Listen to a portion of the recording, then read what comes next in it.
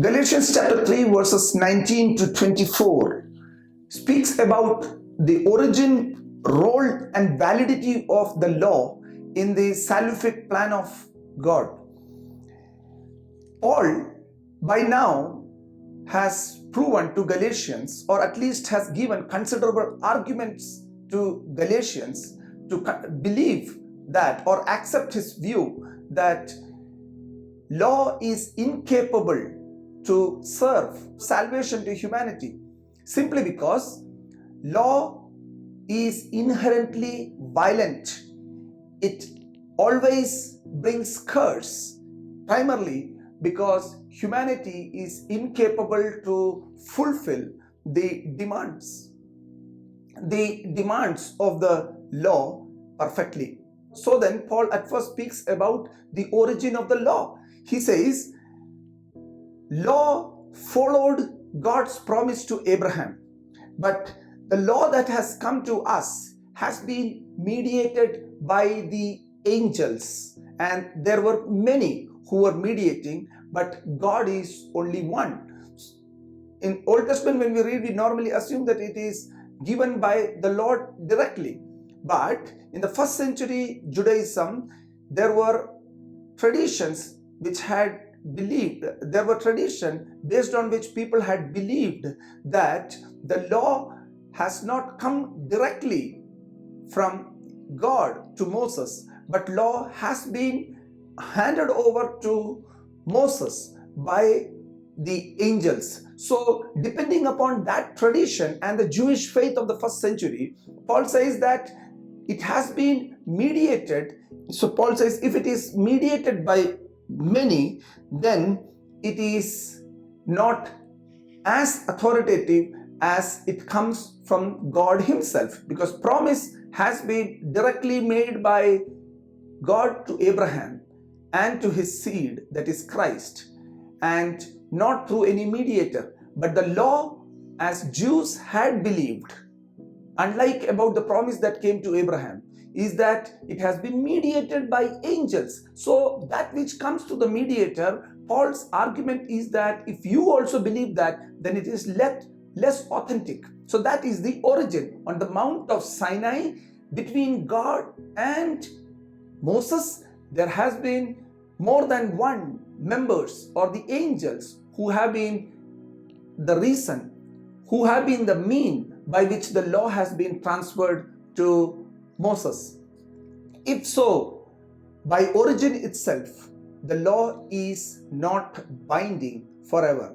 Secondly, he speaks about the role of the Spirit. He asks an important question in verse 19.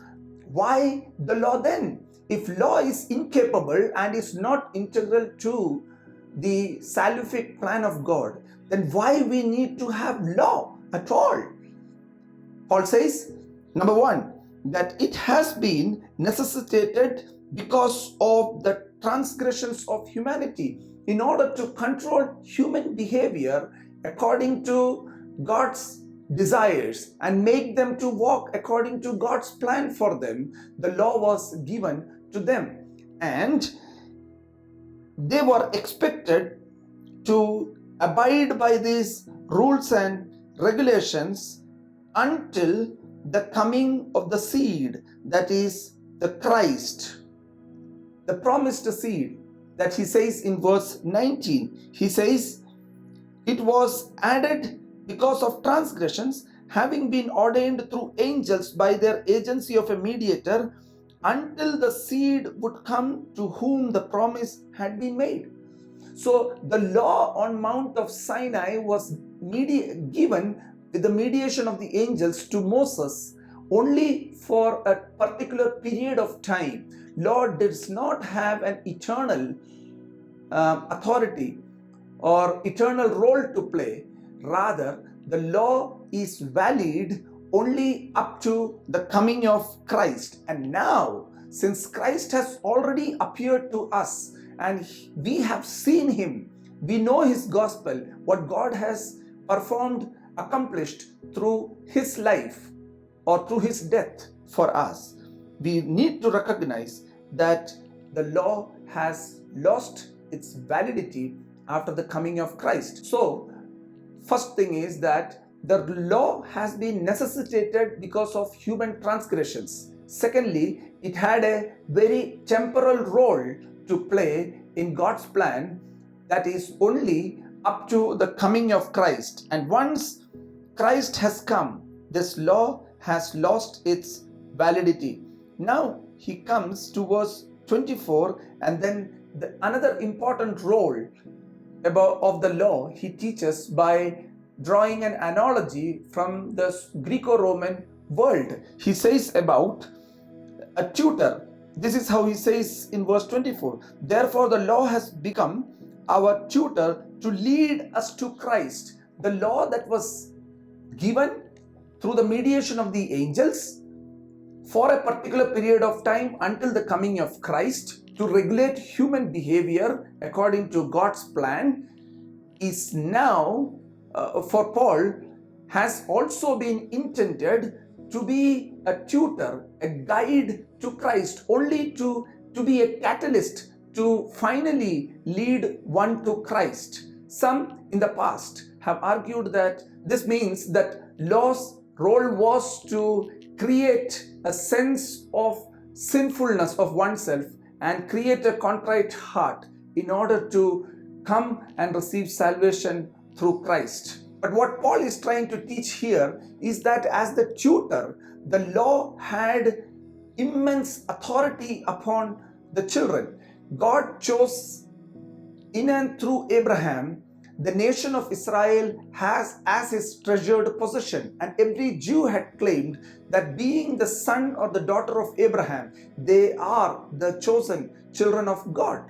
But Paul says, because law now holds immense authority upon you like a tutor, the law does not allow you to come in relation with faith. This is what he's trying to teach in chapter 4 verses 1 to 3. He says, now I say, as long as the heir is child, he does not differ at all from the slave, although he is the owner of everything. As children of God, Israel possessed a unique position as God's own people, God's own treasured possession. But because the law was enslaving them, it had still, although it had a very temporal role to play until the coming of Christ, it had enslaved the people of Israel. Although they were owners like the children of God, inheriting every promise that God had given, but they were not allowed